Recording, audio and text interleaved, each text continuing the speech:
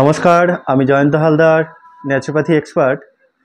আজকে যে বিষয়টি নিয়ে আপনাদের সামনে আলোচনা করতে এসেছি সেটি হলো বর্তমানে সমস্যা নয়, যেমন দিন পড়েছে গ্রীষ্মকাল, তাতে সকলে খুব শরীরে ঘাম হচ্ছে, গরম লাগছে, শরীর জ্বালা করছে, প্রস্রাব জ্বালা হচ্ছে, হাতের পায়ের তলা, গোটা শরীর, সমস্ত শরীর জ্বালা করছে।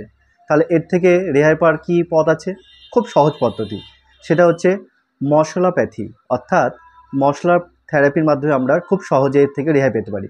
এর জন্য কী করব? আমরা 1 চামচ ধনে পাউডার এবং 1 চামচ মিশরি সুন্দরভাবে দুটোকে মিক্স করে নেব কাঁচের পাত্রে, আর 1 কাপ উষ্ণ গরম জল নেব। সেই গরম জলে এই দুটো মিশ্রণকে সুন্দর করে গুলিয়ে নিব, অর্থাৎ মিশিয়ে নিব।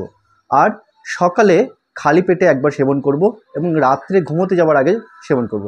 তাহলে দেখবেন 2 থেকে 3 দিনের মধ্যে আপনার শরীরে যে সমস্ত গরম ধীরে ধীরে ধীরে ধীরে শেষ হবে, এবং সাথে সাথে আপনার যে প্রস্রাবে জ্বালা হচ্ছে সেই প্রস্রাবে জ্বালা থেকেও মুক্তি পাবেন।